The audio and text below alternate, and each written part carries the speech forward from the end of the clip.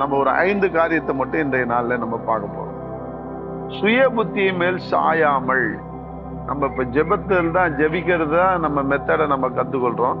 சுய புத்தியை சாயாம நான் இருக்கணும் ஆண்டவரே என்று ஜெபிக்கணும். அதனால இன்னைக்கு சுய புத்தி மேல சாயாம இருந்தா என்ன நடக்குது அப்படின்னாக்கா, உன் முழு இருதயத்தோடு கர்த்தரில் நம்பிக்கையா இருந்து உன் வழிகள் எல்லாம் அவரை நினைத்து கொள்ளும். அப்பொழுது அவர் உன் பாதையை செவைப்படுத்துவார். இன்னைக்கு நம்ம போற பாதை கரடு முரடா இருக்குது அப்படின்னா என்ன அர்த்தம்? நம்ம போற வாழ்க்கை பயணம் இன்னைக்கு மேடு பள்ளம் வருது, துக்கம் வருது, துன்பம் வருது, துயரம் வருது, எல்லாம் வருது, பிரச்சனை வருது, பிரச்சனை மேல பிரச்சனை வருது. அப்புறம் சொல்றோம் இல்லையா, பட்ட காலிலே போடும் கெட்ட குடிய கூடும் கெடுன்ற மாதிரி எப்பெல்லாம் நான் ஆண்டவரை கிட்டி சேரணும் அப்பதாங்க எனக்கு பிரச்சனை அதிகமா வருதுன்னு இப்படி ஒரு தாட்ட பிசாசு கொடுத்து நம்மள என்ன செய்யறான், வீணாக்குறான். அப்ப பிரச்சனைகள் உன் வழியெல்லாம் பாதையெல்லாம் செவைப்படுத்துவாருன்னா, உன் பாதையெல்லாம் அழகா இருக்கும்னா எப்ப இருக்கும்னா, உன் சுய புத்தி மேல சாயறதுனாலதான் உன் பாதை கரடு முண்டா இருக்கு. வழியில அவர் நினைக்காம வேற எதையோ நினைக்கிறதுனாலதான் நம்முடைய பாதை என்ன செய்யுது, கரடு முண்டா இருக்குது. அன்பாலே இன்னைக்கு நம்ம பாதை சரியாக இருக்கணும்னா, நம்முடைய வாழ்க்கையின் பாதை, நம்முடைய ஆவிக்குரிய பாதை அல்லது நம்முடைய வாழ்க்கையில போகிற அந்த பாதை சரியா இருக்கும்னா 2 காரியம் செய். ஒண்ணு, சுய புத்தியை சாராத வழிகள் எல்லாம் அவரே நினைத்துக்கொள். எப்பயுமே அவரையே நினைச்சுக்கிட்டது, நீ வேற எதையும் நினைக்காத. சுய புத்தி மேல எனக்கு அழகா சொன்னாங்க. நான் இயேசுவை ஏற்றுக்கொண்ட பிறகு எனக்கு சொன்ன முதல் அட்வைஸ் என்னன்னாக்கா, கேசவன், இது வரைக்கும் நீங்க உன் சுய பலத்தினாலையும் சுய புத்தினாலையும் ஓடி ஓடி சோர்ந்து போய் கடன் பிரச்சனைல மாட்டிக்கிட்டீங்க. இதுக்கு மேல சுய புத்தியில நடக்காதீங்க. இதுக்கு மேல ஆண்டவர்கிட்ட ஆலோசனை கேட்டு ஆண்டுடைய சித்தத்தை அறிந்து ஆண்டுடைய விருப்பத்தை அறிந்து அதன்படி நடங்க, உங்க வாழ்க்கையில சக்சஸ் அப்படின்னா. அதனால எப்பெல்லாம் நான் ஆண்டவருடைய வார்த்தையை கேட்டு அதன்படி நடக்கிறேனோ அது ஆண்டவர் உண்மையிலே வெற்றியா தராரு, வெற்றியை கொடுக்குறாரு. எப்பெல்லாம் நான் சுய புத்தியில சார்ந்து ஆண்டவரை ஏற்றுக்கொண்டு 30 வருஷத்துல சொல்றேன், எப்பெல்லாம் நான் சுய புத்தியை சார்ந்து என் இஷ்டத்துக்கு எதையாவது ஒண்ணு செஞ்சேன்னா அதுல ஃபெயிலியர் தான் வருது. அப்ப என்னுடைய வாழ்க்கை என்ற பயணம் செவ்வையா இருக்கணும்னா, என் ஆவிக்குரிய பயணம் செவ்வையா இருக்கணும்னா, நான் என்ன செய்யணும், என்னுடைய சுய புத்தியில சாரக்கூடாது. அதனால அது அதுதான் நம்மளை வீணாக்குது. நம்ம மனசுல படுறத நம்ம செய்யறதுனாலதான் நம்ம வீணா போறோம். அதனால அந்த மாதிரி செய்யாதீங்க. அதுதான் நம்ம ஜெபிக்கணும். ஆண்டவரே, நான் என் சுய புத்தி மேல என்ன செய்யக்கூடாது, எப்பொழுதும் சாரக்கூடாதுன்னு நம்ம ஜெபிக்க கற்றுக்கொள்ளணும். அடுத்தது என்ன சொல்றாருன்னா, நீ உன்னை ஞானி என்று எண்ணாது. என்ன சொல்றாரு அடுத்தது 7வது வசனம், நீ உன்னை ஞானி என்று எண்ணாது. மெயினா அதுதான். இன்னைக்கு நமக்கு அறிவாளின்னு நம்ம நினைச்சுக்கிறோம், நம்ம செஞ்சதெல்லாம் கரெக்ட் தான் அப்படின்னு நினைக்கிறோம். நம்மள நம்ம மனசாட்சி அப்படிதான் நம்மள நியாயம் இருக்கும். நான் என்ன பாவம் பண்ணேன், நான் என்ன செஞ்சேன் அப்படின்னு தான் சொல்லும். ஆனா நம்மள அறியாமலே பாவம் பண்ணிட்டு இருப்போம், நம்மள அறியாமலே ஆண்டுடைய சித்தத்தை கோட்டை விட்டுட்டு இருப்போம். அதனால இன்னைக்கு நாம எப்படியாக உன்னை ஞானி என்று சொல்லிதான் கர்த்தருக்கு பயந்து தீமையை விட்டு விலகு, அது உன் நாபிக்கு ஆரோக்கியம், உன் எலும்புக்கு ஊனுமாம்ன்றார். அப்ப பாரு, உனக்கு ஆரோக்கியம் கிடைக்கணும், உன் வாழ்க்கையில ஒரு பெரிய சுகம் கிடைக்கணும், உன்னுடைய நோயிலிருந்து நீ விடுதலை அடையணும்னா உன்னை நீ ஞானி என்று எண்ணாத, கர்த்தருக்கு பயந்து தீமை விட்டு விலகு, அப்ப உன் நாபிக்கு ஆரோக்கியம், எலும்புக்கு ஊனுமான்றார். எலும்புக்கு ஊனும்னா என்ன தெரியுங்களா, எலும்புக்குள்ள இருக்கிற மஜ்ஜை நமக்கு டெவலப் ஆகுன்ற அந்த மஜ்ஜை, அந்த ஊனுன்னு சொல்லுவாங்க, அது பேரு போன் மேரோன்னு சொல்லுவாங்க. போன் மேரோ அதாவது காய காய உனக்கு எல்லா வியாதியும் வரும். அங்கிருந்து தான் போன் மேரோல இருந்தா நமக்கு ரத்தமே உற்பத்தி ஆகுது. ரத்தம் உற்பத்தி ஆகுறது நின்றுடுச்சுனாக்கா உனக்கு எல்லா வியாதியும் வந்துடும். அப்ப ஒரு ஆரோக்கியம் குறைவா இருக்கிறாங்கன்னாக்கா அப்ப ரத்தம் குறைவா இருக்கு. ரத்தம் குறைவா இருக்குன்னாக்கா ஊனு அங்க வேலை செய்யல, ஊனு அதுல இருந்து ரத்தத்தை சுரக்க தெரியல. அப்ப என்ன அர்த்தம் அப்படின்னாக்கா, நம்ம பெருமை நம்மள வீணாக்குது. உன்னை ஞானின்னு நீ நினைச்சனா அதுக்கு என்ன அர்த்தம்னாக்கா, நீ பெருமை பிடிச்சி அலைகிறன்னு அர்த்தம். பெருமை உள்ளவனுக்கு ஆண்டவர் எதிர்த்து நிற்கிறார், தாழ்மை உள்ளவனுக்கும் கிருபை அளிக்கிறார். இன்னைக்கு ஞானி நான் தான் பெரிய அறிவாளி உலகத்திலே அப்படின்னு நினைச்சேன்னா நீ போட்டேன்னு அர்த்தம். அது மஜ்ஜை காஞ்சி போயிடும். அன்பாவில்லை, இன்னைக்கு பாருங்க, கர்த்தருக்கு பயந்து தீமையை விட்டு விலகு, அதுதான் இன்னைக்கு ஆண்டு சொல்ற அட்வைஸா இருக்கு. இன்னைக்கு உண்மையிலே நம்ம ஞானின்னு என்றதுனால்தான் இன்னைக்கு நிறைய பேருடைய கிறிஸ்துவ வாழ்க்கையில இன்னைக்கு நிறைய ஏற்றத்தாழ்வு பள்ளங்கள்லாம் வருது. இன்னைக்கு சுய புத்தியும், அது சுய புத்தியினாலே நீ உன்னை பெருமையா நினைச்சுக்கிறன்னா, அசையதான் கரெக்ட் அப்படின்னாலே நீ ஞானின்னு தான். ரெண்டுமே ஒண்ணுக்கு ஒண்ணு தொடர்பு இல்லை. இன்னைக்கு காலையில ஒரு கூட்டத்துக்கு நான் மெசேஜ் கொடுத்தேன் 4 மணிக்கு. அப்ப அதுல மத்தேயு 28 அவர் சொன்னபடி உயிர்த்தெழுந்தார் என்ற வார்த்தையை வச்சுதான் நான் கொடுத்தேன். அவர் சொன்னபடி உயிர்த்தெழுந்தார். யார் சொன்னபடி? இயேசு ஆண்டவர் சொன்னபடி என்ன செஞ்சார்? உயிர்த்தெழுந்தார். அவர் எப்ப சொன்னாருன்னா 20வது அதிகாரத்துல சொல்லி இருக்கிறார். நான் பாடுபடணும், சாகணும், 3ஆம் நாள் நான் என்ன செய்யணும்? உயிரோட எழுந்திருக்கணும் அப்படின்னு 20ஆம் அதிகாரம் 17 படிச்சீங்கன்னா 19 வரைக்கும் அதுல சொல்லி இருக்கிறார். அவர் சொன்னபடி அப்புறம் மரித்து உயிர்த்தெழுந்தாரா இல்லையா? அவர் சொன்னபடி வருவாரா வரமாட்டாரா? ஆனா சொன்னபடி நீ நானும் நடக்கிறோமா? அதுதான் இல்லை. அவர் சொன்னபடி நீ நானும் நடந்தோம்னா இந்த பிரச்சனையே இல்லையா? இந்த பிரச்சனையே இல்ல. இன்னைக்கு நம்ம சுய புத்தியில சுய பலத்துல நடக்கிறதுனாலதான் இந்த பிரச்சனையே வருது. அவர் சொன்னபடி நடக்கிறோம் அப்படின்னாக்கா, அவர் சித்தத்தை, அவர் விருப்பத்தை அறிந்து நடந்தோம்னா நமக்கு பிரச்சனையே வராது. அதான் அங்க ஆண்டவர் சொல்றாரு. ஆனா சொன்னபடி நடக்காததுனாலதான், அவர் சொன்னபடி அவர் நடந்து கொண்டாரு, அவர் வாழ்க்கை நடக்குது, நடக்க போகுது.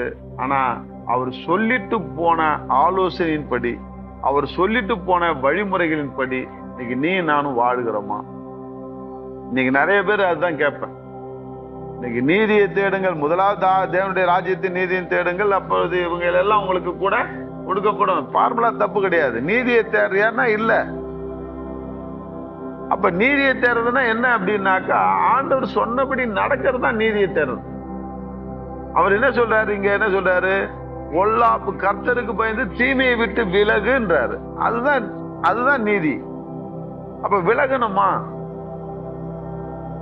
கொஞ்சம் யோசிச்சு பாருங்க. அடுத்து என்ன சொல்றாரு? 4வது காரியம், உன் பொருள்களாலும் உன் எல்லா விளைவின் முதற் பலனாலும் கர்த்தரை கனம் பண்ணு, அப்பொழுது உன் களஞ்சியங்கள் பூரணமாய் நிரம்பும், உன் ஆலைகள் திராட்சை ரசம் புரண்டோடுன்றார். பாருங்க, இன்னைக்கு வறுமை போகணும்னா, இன்னைக்கு நான் தான் சொல்லுவேன், வீட்டுல இருக்கிற பஞ்சம், பட்னி, வறுமை போகணும்னா நீ செய்ய வேண்டிய காரியம் என்னன்னாக்கா, உன் பொருள்களாலும் உன் எல்லா விளைவின் முதற் பலனாலும் கர்த்தரை கனம் பண்ண கத்துக்கோ. இங்கதான் ஆண்டவர் சொல்றாரு, உன் முதல் பலன், உன்னுடைய முதல் வருமானம், முதல் ஆசீர்வாதம், முதல் பங்கு ஆண்டவருக்கு செலுத்து. இன்னைக்கு இதெல்லாம் நான் செஞ்சு நான் ஆசீர்வாதத்தை பார்த்தேன். அதனால தான் உங்களுக்கு சொல்றேன், உன் முதல் பலனால, உன் பொருள்களாலும் எல்லா விலை முதற் பலனாலும் கர்த்தரை கனம் பண்ணு, அப்பொழுது உன் களஞ்சியங்கள் பூரணமாய் நிரம்பும், உன் ஆலைகளில் திராட்சை ரசம் புரண்டோடும்னு அழகா சொல்ற. இன்னைக்கு ஏன் பஞ்சம் பட்னின்னாக்கா இதாங்க, ஆண்டவரை கனம் பண்ண கத்துக்கல. எப்படி கனம் பண்றது? ஒரு மனுஷனை கனம் பண்றோம், தெரிஞ்சவனை கனம் பண்றோம், ஒரு மந்திரியை கனம் பண்றோம், ஒரு நமக்கு ஆகணும்னா ஒரு எம்எல்ஏ அவங்களெல்லாம் கனம் பண்றோம். ஆனா ஆண்டவரை கனம் பண்ணோமா? ஆண்டவரை எப்படி எல்லாம் கனம் பண்ண முடியுமோ அந்த மாதிரி எல்லாம் கனம் பண்ண. தசம பாகத்தை ஆண்டவருக்கு கொடு, அது முதல் பலன் ஆண்டவருக்கு கொடு. அப்படி கொடுத்து பாருங்க, ஆண்டவருக்கென்று கொடுத்து பாருங்க, உன் களஞ்சியம் நிரம்புதா இல்லையான்னு பாருங்க. ஆனா நம்ம அதை செய்யறது கிடையாது. அடுத்தபடியா பார்க்கிறோம், என் மகனே நீ கர்த்தருடைய சிட்சையை அற்பமாக எண்ணாதே. இதுக்குதான் நம்ம ஜெபிக்கணும். ஆண்டவரே, நான் முதற் பலனை கொடுக்கிறவன என்னை மாற்றுங்க, நான் உங்களுடைய சிட்சையை அற்பமா எண்ணாதபடிக்கு பாருங்க அப்படின்னு நம்ம என்ன செய்யறோம்? அவருடைய சிட்சை வந்துச்சு, ஒரு பிரச்சனை வந்துச்சு, ஒரு சோதனை வந்துருச்சுன்னா நம்ம சோர்ந்து போறவளா இருக்கும். அன்பாலே, இன்னைக்கு சோர்ந்து போகாத, நீ தளர்ந்து போகாத, நீ குழம்பி போகாத, கவலைப்படாத, சிட்சையை அற்பமாக எண்ணாத, அலட்சியம் படுத்தாத, அவர் கடிந்து கொள்ளும் போது சோர்ந்து போகாத.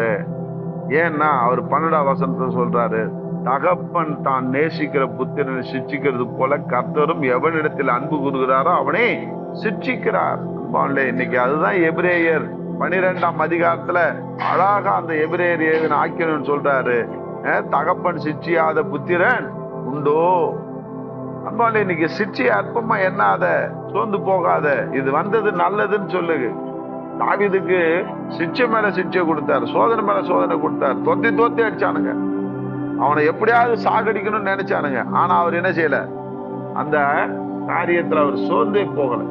இந்த உபத்திரம் வந்தது நல்லதுன்னு சொன்னார். ஏன்னா பிரமாணத்தை கற்றுக்கொண்டார். நம்மளால இன்னைக்கு எதையோ கற்றுக்கொள்ள அல்லது எதையோ சுத்திகரிக்க அல்லது ஏதோ ஒரு பாவம் ஒண்ணு ஒட்டிக்கிட்டு இருக்கிறதுனால அதை சுத்திகரிக்கணும்ன்றதுக்காக தான் ஆண்டவர் சோதனையின் மூலமா உன்னை சுத்திகரிக்கிறார். உன்னை உழப்பிடத்திலேயோ அல்லது நெருப்புலயோ போட்டு உன்னை சுத்திகரிக்க முடியாது. உன் இருதயத்துல உன் சிந்தனையில ஏதாவது ஒரு அழுக்கு பட்டுச்சுன்னா நீ வாஷிங் மிஷின்ல போட்டு உன்னை துவைக்க முடியாது. அப்ப என்ன செய்யணும், ஆண்டவர் ஒரு கஷ்டத்தை, ஒரு பிரச்சனையை, ஒரு சோதனையை கொடுத்துதான் இன்னைக்கு உன்னை என்ன செய்யணும், சுத்திகரிக்கணும். அப்ப நீ உடனே நீ என்ன செய்யணும், ஒப்பு கொடுக்கணும்.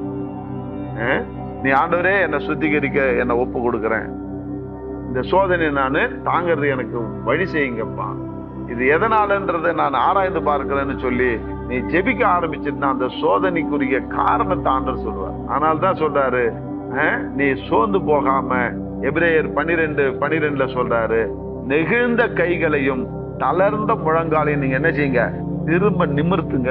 அப்படின்னு என்ன அர்த்தம்?